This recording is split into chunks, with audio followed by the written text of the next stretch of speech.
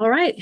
Hi, welcome everybody to another live webinar from PALCUS. My name is Angela Simoes, and I'm here with Dr. Dulce Maria Suarez-Scott from Anderson University. Welcome, Hello, Dr. everyone. Scott. So you might be wondering, what is this survey about and why did we do this survey? And we receive, as the national organization representing Portuguese Americans, we receive a lot of media queries and queries from research organizations and other entities about the Portuguese community. How many are there? How do people feel about something? And given this last election year, we received a lot of inquiries about, well, how do Portuguese Americans vote? Do they vote mostly Democrat? Do they vote mostly Republican? And we also started to see commentary on this topic, whether it was in another webinar or in a written article, where people claimed to know how Portuguese Americans vote. One said, oh, I think they vote mostly Democrat. And another one said, well, everybody that I know votes Republican. And the truth of the matter is that's purely anecdotal data. And PALCUS is really working hard to establish multiple data benchmarks about the Portuguese American community based on actual research, so not just anecdotes. And so, as you know, we've done the national survey called the PALCUS Index. We did a survey many years ago with Dr. Scott about whether or not Portuguese Americans prefer to be referred to as Hispanic or not. And so we are going through the process of collecting this data so that when there is a need to report on the community, the reporting is done based on fact and research, not just on anecdotes. And so that's purely the reason that we did this survey, and it's exploratory. We wanted to see what the results would be. It was a very, as you'll see in the questions that Dr. Scott will walk through, they were very matter of fact. They were not leading questions or anything like that. And it was a nonpartisan. So the purpose of the survey is not to push one side or the other. We purely just wanted to see how people voted. What's the breakdown? And again, and as Dr. Scott will show you, this isn't a representative survey, right? Because we only did it via Facebook. And so only those that are around Facebook were able to answer the survey. So again, it's exploratory, but it gives us a little bit of a stake in the ground, the first data point that we can then continue doing more research, continue, going down this path to become more educated and have actual data about our community, so people aren't just sort of making stuff up. So with that, I will turn it over to Dr. Scott to share her screen and walk us through the survey results, and even talk about the methodology a little bit. So yeah, so go ahead. And we'll go through the data, but first through an introduction. One moment.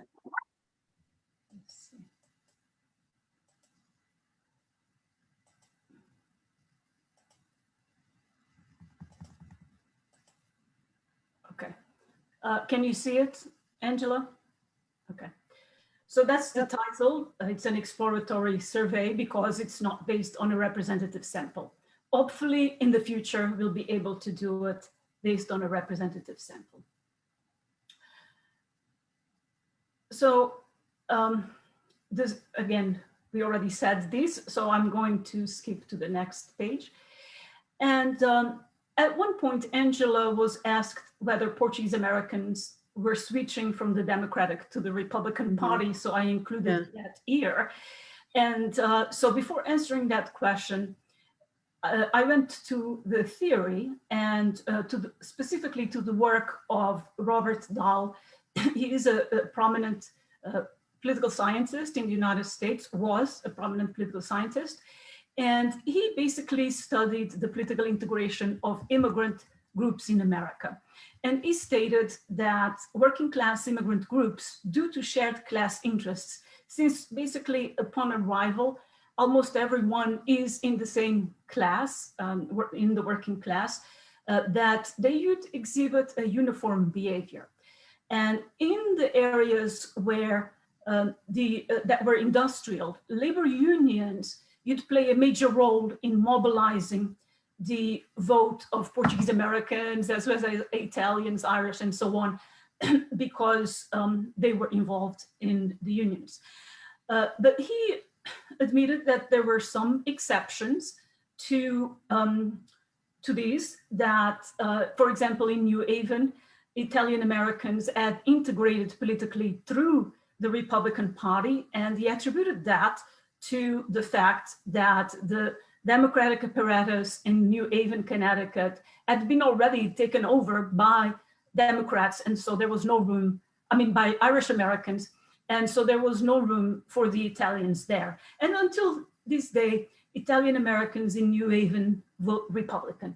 The same thing could perhaps apply to the Portuguese Americans of the Central Valley and inland areas in California that have been predominantly a Republican. So if you want to become a politician there, you have to run through the Republican Party. And so you know, once our group gets, people from our group get in, then they begin to mobilize the vote of the population to the party in which they are involved in. Notwithstanding, the theory then said that as the population became more integrated and some immigrants became wealthier than others, their children got more education, etc., that then the vote would become more differentiated between the political parties, and that eventually it would come to be the same or to mirror the vote of the general American population. So in addition to Bell's theory concerning the political integration of immigrants, various other socioeconomic factors are related to voting behavior: age, gender, marital status, education, income, occupation, state of residence, area of residence, whether rural or urban, religious affiliation, level of religiosity, among others. In this survey, we did not ask about religious affiliation and religiosity. If we do this again, we should include those questions. Catholics traditionally voted for the Democratic Party, but this again, it's probably because of the connection between Catholicism and immigrant groups that came destined to the manual labor market. But nowadays, in a different social structural context in the United States, it is possible that conservative social values, such as opposition to abortion, have become more relevant cues in the political choices of Portuguese American Catholics. There were well over 1,000 people that replied to the survey. We eliminated people who were 18 years of age because they couldn't vote, and we also took out people that were not citizens because they're not permitted to vote in the United States as well. And here we go. These are the political views of survey respondents. And as you can see, 42.9% said that their political orientation was Democratic, and 28.6% said that their political orientation was Republican, and then 17 independent. Now, comparing these to the US population as a whole, around a third of registered voters in the US, that is 34%, are independents. So we had underrepresentation of independents here, while 33% are Democrats and 29% are Republicans. So on the Republican side, we're very close among Portuguese Americans, at least the ones that took this survey, 42.9% were Democratic in orientation. Moving on, there's no data, say from the 70s, 80s, or even 90s that we can compare to in terms of the orientation, the political orientation of people in the Portuguese community. But I did a survey in 2010 of Luso descendants, that is of people that had arrived in the United States as teenagers and people that had been born here. It did not include people that immigrated as adults. And as you can see, the predominant view was middle of the road, tending to liberal and very liberal, but we also have very conservative people. So it was never true that Portuguese Americans were all Democrats, and perhaps it's also not true that they are moving towards the Republican. There may be some movement, but it's not huge. I do think there has been some movement. You know, the Trump factor, the promise of returning factory jobs, Portuguese people might have found that to be attractive. But generally, this is what we found. So in terms of voter turnout in 2016, the Pew Research Center stated that around 87% of registered voters cast a ballot in 2016. Among the people in our survey, it was 93.4%. So we can't say from these that Portuguese Americans have high rates of turnout because, again, it's not a representative sample, but also there's close to 25% of Portuguese Americans who are not Americans, they're just Portuguese, according to the American Community Survey of 2019. So at least, you know, 25% of us don't vote anyway. But the Portuguese American Citizenship Project, PACP, which was a project funded by FLAD that was run by Mr. McGlinchey, they did find that once Portuguese Americans registered to vote, that they did have a high level of turnout. How did people in this survey voted? How did they vote? Basically, Hillary Clinton received 59.4 and Donald Trump received 33.5. This is again in the 2016 elections, and then the other candidates received 4.5 between them. There were other local candidates running that we did not include here. But if you go back to the political views, you see that Hillary Clinton did she did better than these, and so did Donald Trump to some extent, although Hillary Clinton had more of an edge here. So this means that some people that were independent voted for Hillary or they voted for Donald Trump. But other than that, there's a very high level of correlation between the two variables, between political orientation and how people voted.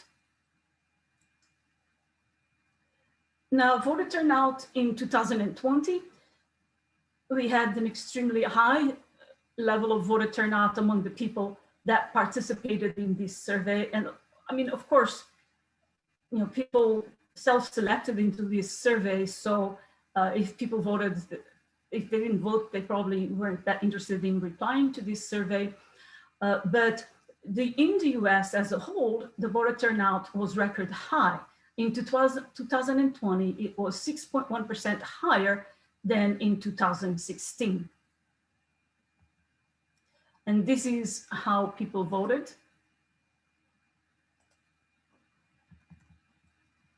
So 63% voted for Joe Biden, and 34.5% voted for Trump. So Trump did better than he did in 2016 among this group. And then Biden did a lot better than Hillary Clinton did. She got 59.4 and Biden got 63.2, which means that probably some of the people that voted independent or for that voted for other party candidates or even write-in candidates then gave their vote to Biden, and some also to Trump. The two variables, the 2016 vote and the 2020 vote, are highly correlated. But there were some changes that were more favorable to Biden than to Trump. Among the people who voted in 2016 for a write-in candidate or a third-party candidate, 31 voted for Biden, whereas 14 voted for Trump. The people that had not voted in 2016, 32 voted for Biden, 15 for Trump. And then 15 people switched from Clinton to Trump, and then 15 switched from Trump in 2016 to Biden in 2020. So those are the results. Now we're going to do correlations between the various variables, starting with country of birth and how people voted in the 2020 election. We had 59% of the participants were born in the United States. And then we have 21.2 in Portugal, continent, Azores, and then Madeira. So among those born in Portugal, over 61% were born in the continent, 36% in the Azores, and 3% in Madeira. This is probably an overrepresentation of people from the continent, because we do think that there are more Azorians than people from the continent in the United States. In terms of the voting behavior by country of birth, we found that there was no relationship, regardless of whether you were born in the United States or born outside the United States. People basically voted the same. We have people voting for Biden and for Trump, whether, the same, whether they're born here or outside of the United States. In terms of age, this was our age distribution. According to the Pew Research Center, the American voting population is aging. This is actually good for the Republican Party because older people tend to be more conservative. So 52% of registered voters are ages 50 and older, up from 41% in 1996. So in our survey, 72.4% are 45 years of age or older, and 47% are 55 or older. Now we know that our immigrant population is aging, and that overall Portuguese Americans are a little older than the average for the United States as a whole. And this should favor the Republican Party. For the entire US population, the median age is 38.5. For all Portuguese Americans, it's 41 years. And for those born in Portugal, it is 59.6 years. That's the immigrant group. Now, there is a relationship between voting behavior and age. As you can see, younger people, in particular below 44, were more likely to vote for Biden, and then the people up here in these three age categories voted more or less the same. So let's continue this, and again, okay, let's continue this. So our results show trends that conform to some extent to those found in the general American population, with younger persons tending to vote for Biden and older individuals being more likely than younger people to vote for Trump. And I will let you read this. This is a quote about how Americans voted by age. And you can see how these relations, the younger people are, the more likely they are to vote Democratic. And Trump actually carried some of the older age groups in the United States as a whole.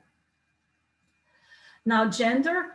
I was happy to see that we have a gender balance. And when I say balance, is because this is more or less the difference in gender that we have in the American Community Survey.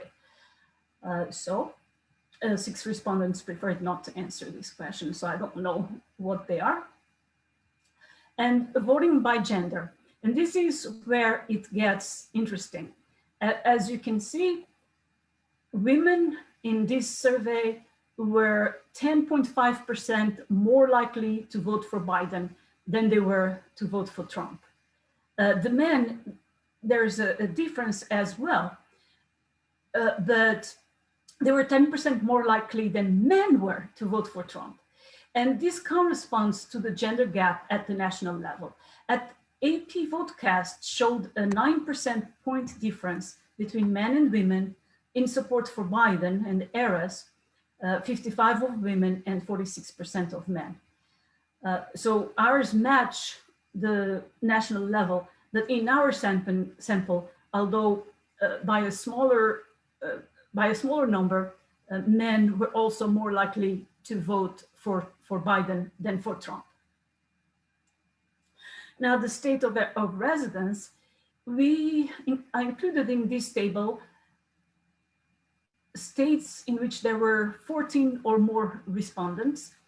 And as you can see, in California, 14.7% of the sample. So we have an overrepresentation of California, or if you will, an underrepresentation of some of the other states. But again, because there's a lot of Portuguese Republicans in California, these would favor the Republican. This survey would be biased in terms of Republican presence. We found no relationship between the state in which people lived and their voting preferences. And I think this has to do with the fact that Portuguese Americans are concentrated in states that are dominated by the Democratic Party. And so they're much more likely to vote Democratic just because of what state they live in. We did find that in all the states, among the people that participated in the survey, Biden won. But in reality, in the United States as a whole, Trump won Florida and Texas. But of course, these are small sample sizes by the time you get to the state level. And so we can't really conclude that Portuguese Americans in Florida gave the vote to either one or the other, in Florida or in Pennsylvania. In Texas. So in addition to that, this is state level data. If you go to city level and county level, there are some areas where the Democratic Party dominates even in Republican controlled states. Level of education. The level of education is very high among our respondents. 98.7% have a high school degree or higher, and 63.2% have a bachelor's degree or higher. According to the 2019 American Community Survey data, 88.3% of Portuguese Americans have a high school or higher level of education, and 31.6% have completed a bachelor's degree or higher. And of course, this varies quite a bit from state to state. I mean, California, Texas, etc., have Portuguese Americans in those states that have very high levels of education. And then in Massachusetts and Rhode Island, they tend to have lower levels of education. And we definitely found a very clear relationship between level of education and how people voted. The higher the level of, it's a direct relationship, direct positive relationship. The higher the level of education, the higher the more likely people are to vote for Biden. And this corresponds to national data published by the Pew Research Center, stating that voters who identify with the Democratic Party or lean toward it are much more likely than their Republican counterparts to have a college degree. In 1996, the reverse was true. So we don't know. So, but in any case, this would, given the high level of education, this would give a Democratic bias to our sample. But I also think that bias is compensated by the state and by the age of our respondents, and also by the marital status, to which we are going to go next. The marital status, 71.5% of the people in this survey were married.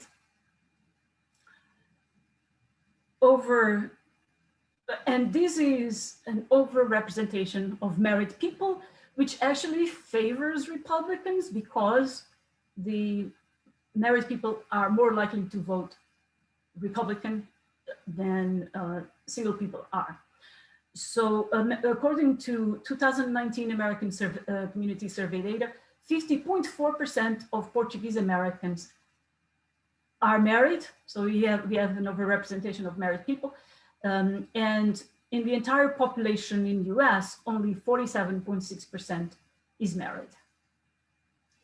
And you can see definitely that single, never married respondents in this survey were much more likely to vote for Biden. And then, although Biden won in all the categories, that basically single people were much more likely to vote for Biden. And I couldn't find data on marital status for the 2020 election for the entire United States. I found exit poll data for the election of 2018, the midterm elections. And those show that unmarried people, and particularly single women, are more likely to identify with the Democratic Party than married people are. And this is what we found in our data, that single people were more likely to vote for Biden, and that women were more likely than men to vote for Biden. Level of income, basically data from the American Community Survey, again from 2019, indicate that the median family income of Portuguese Americans is 93,899%, and for those born in Portugal is 82,932%. The mean income for our survey was around 120,000. Of course, we can't really compare median and median, but it does show that we had a population that's fairly well off. However, a lot of the respondents were from California, and the median family income in California is 102, and it is 110 in New Jersey. Again, let's go to the analysis. There's no, in the data that we got, there's no clear relationship between voting behavior and income. Normally, although we can't determine social class by income alone, family incomes below 99,000 have been considered to be working class incomes. And estimates related to the overall working class vote in the US suggest that white working class men favored Trump over Biden. Nevertheless, estimates also suggest that working class support for Trump was much stronger in small towns and rural areas, with the working class voting for Biden over Trump. Now, conclusions. This survey provides insights that can serve as a foundation for dialogue on this subject matter, as well as for future research, more representative research. Our data suggests that the majority of Portuguese Americans remains identified with the Democratic Party. This may partially be explained by the state of residence of this population. Again, we concentrated in states where the Democratic Party is dominant, except for the Central Valley in California. Adding to these, most immigrant groups, including the Portuguese, settled in states with significant urban areas, and the vote estimates of 2020 did show the rural-urban divide, with voters in rural areas and small towns favoring Trump, and those in large urban areas preferring Biden. So industrial states versus agricultural states, and we tend to be more concentrated in industrial states in the Northeast, and then of course there's that exception in California. Additionally, in our data, we observed no impact related to the country of birth, as both American-born and born in Portugal voted, or outside of the United States voted in the same way. In terms of the other variables, younger voters, women, those with higher levels of education, as well as single people, were more likely to vote for Joe Biden than Donald Trump. And this conforms to the national data on these variables. In terms of gender, there was a gender gap among our respondents, very similar to that found in the general American population. And it was, in our survey, was 10.5, in the general American population was 9. One difference was that although the men were more likely to vote for Trump, the men that participated in our survey, they still voted for Trump more than they did for, I mean, they voted for Biden more than they did for Trump. Sorry about that. This brings us back to Dell's theory of the stages of political incorporation of immigrants, whereby as integration into the receiving society progressed within and across generations, the political participation patterns of immigrants, you become more diversified and mirror those of the wider society. To a large extent, the results of our survey suggest that, at least among participants, both immigrant and American-born, vote in patterns that are very similar to those of the wider American population. But, we did have a concentration of respondents who are very well integrated economically, educationally into American society. So only a survey based on a representative sample that included representation from all sectors of Portuguese America, you'd allow us to determine for certain whether this pattern holds true for all Americans. Last but not least, it should be then worthwhile to carry a study based on a representative sample. I've been playing around with the idea of using quota sampling techniques. This would be an involved process. It would need people at different universities in the areas where the Portuguese Americans are concentrated to collaborate, maybe involve their students, and we need funding to pay the students so that they can go out and do interviews of specific Portuguese Americans.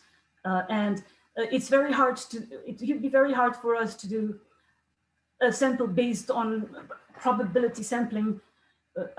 Like in California, we have over 300,000 Portuguese Americans. In Massachusetts, close to 300,000.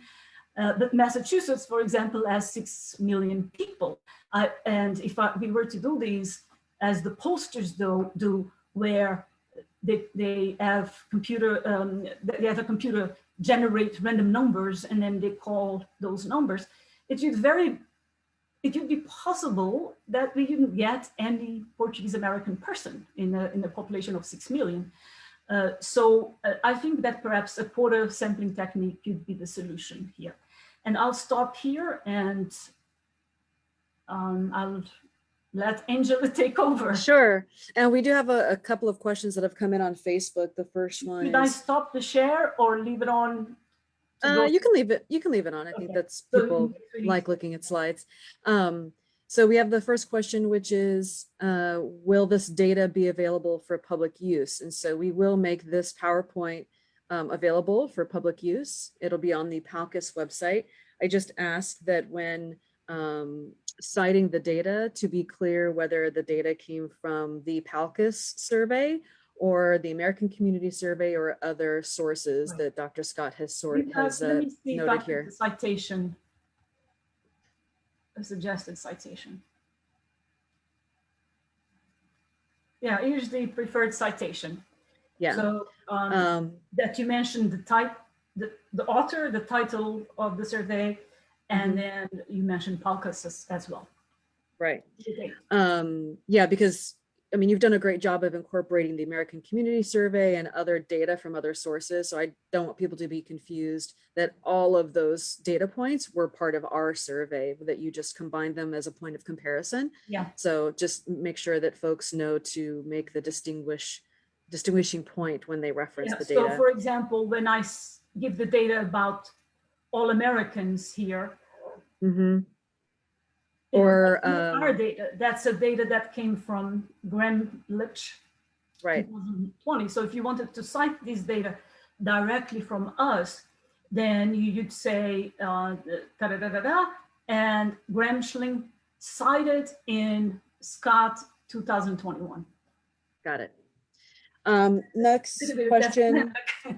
Okay. Next question was, when was the survey done and how? So it was done earlier this year. We ran it from, I think it was November to, do we have the dates actually? I don't have the dates. I think it was, we might have started in December. Yeah, it was post-election. I know that. So it was either December. For things to settle down, right? Right. I can give that information because in the database, I have the dates when responses begin. Oh, okay, great. So maybe we'll update the slide deck with that information and then post the new one. Okay. As far as how it was conducted, we published the survey link through the PALCUS newsletter, as well as on all of our social channels. So Facebook, Twitter, Instagram, and LinkedIn. So if you were connected to us on one of those channels and saw the survey, then that's how you were able to take the survey, or if you received the link in a newsletter. But because of that, even though that does reach a large amount of people, it's still not representative of the entire Portuguese American community population. So, and it's sort of the same situation with our PALCUS index survey, the national survey, where we're trying to find ways to expand and reach more people, whether it's through a written version, whether it's, partnering with other organizations. But as again, this is a first time survey. I mean, I think this is the first time anybody ever has conducted a survey on this topic. So this is kind of an exploratory benchmark. And as we continue to do more research, we will put in measures to make sure that we have a more representative group, and we'll see where we go in the future. And to add to that, then I download the data to a SPSS file and clean it up and do the analysis, run a few operations. And I because it is for the general population, I don't do very complex statistical analysis. I basically do frequencies and crosstabs, and on occasion when I have some doubts, I may run a regression analysis just for my own information, because I don't expect the general population to know advanced statistical techniques. Right. And so we don't have any other questions at this time, but this recording will be made available on our Facebook page as well as our YouTube channel. And I'm going to go ahead and share just a couple slides that I would like to share with everybody, which is these here. So I'm just going to say that if you enjoyed this webinar and you thought the information was useful, and you think that having this kind of data is valuable for our community, to please consider becoming a PALCUS member. It's only $50 per year, and you can easily become a member by going to our website. There's the Join PALCUS Today button right at the top. And at a minimum, please subscribe to our newsletter. It's free, just email address and your name, and that's it. And it'll keep you posted on all of our initiatives and surveys like this so that you can answer. And that's, thank you for attending very much. And thank you so much, Dr. Scott. Your work in this area for us has been amazing. I really enjoy doing this work, and I do hope that we can get some funding to involve other universities and students in this project. We could combine questions from this type of questions with the overall index survey and just do one, and really get people out there. Hopefully we can get some funding to pay students to be involved here. Yeah, that's a great point. So I will say, anybody out there listening, if you're involved with or affiliated with a university or other institution, we'd love to partner with you. And the Portuguese communities, yes, to contact us. We would love to have this be a collective effort. And like Dr. Scott says, if we could get some funding to pay the students, that, makes it a little bit worthwhile for them. But that way it's a collective effort. So please reach out if you have an interest. But thank you, Dr. Scott. Your work has been invaluable, not only for the organization, for PALCUS, but for the community. I mean, we're putting data out there that is historical, right? Like it's there for the ages. I think some of the initiatives that PALCUS has done lately have been informed by data that we've collected, and so it's very much so helpful for organizations that represent Portuguese Americans to have data on the communities that they are representing. And we have national data, but say you're an organization in New York, you're going to need data for New York. So right.